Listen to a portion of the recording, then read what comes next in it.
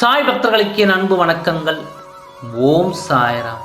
என் அன்பு குழந்தையே, ஒரு தவறை உனக்கே தெரியாமல் உன் துணை செய்து கொண்டிருக்கின்றார்.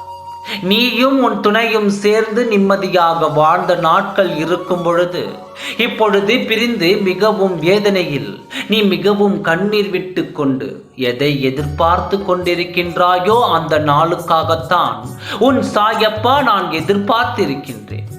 இந்த நேரத்தில் உனக்கே தெரியாமல் உன் துணை ஒரு தவறு செய்து வருகிறார். எதற்காக என்று தெரிந்தால் நீ வாயெடுத்து போவாய். இத்தனை காலங்கள் பிறகு மீண்டும் எப்பொழுதோ எப்படி உன் மீது பழி சுமத்தலாம் என்று பிறரின் ஆலோசனையில் இப்பொழுது உன்னை மீண்டும் நோட்டமிட்டு கொண்டிருக்கின்றார். நீ எப்படி இருக்கிறாய், என்ன செய்து கொண்டிருக்கிறாய் என்று மறைந்திருந்து நோட்டமிட்டு கொண்டிருக்கின்றார். இது மிகவும் பெரிய தவறு. எதாக இருந்தாலும் உன்னிடம் நேரடியாக பேசி உன்னிடம் கருத்துக்களை பரிமாற வேண்டுமே ஒழிய உன்னை மறைந்து இருந்து நோட்டமிடுவது தவறுதானே.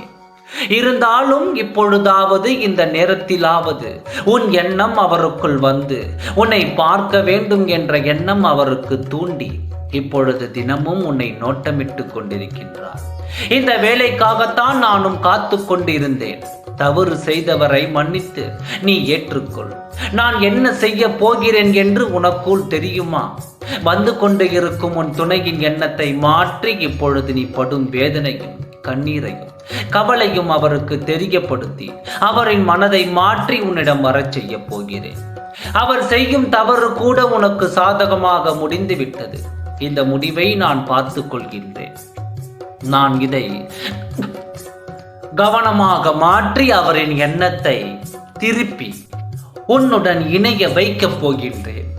இதை உன்னிடம் சொல்லத்தான் உன் சாயப்பா உன்னிடம் வந்தேன். நீ மனதை போட்டு குழப்பிக் கொள்ளாதே.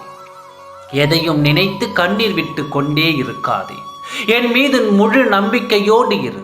அவ்வப்போது என்ன நடந்தாலும் உன்னிடம் நான் சொல்லிவிடுகின்றேன். கவலைப்படாதே, நல்லதே நடக்கும். ஓம் சாய்ராம். நன்றி, வணக்கம்.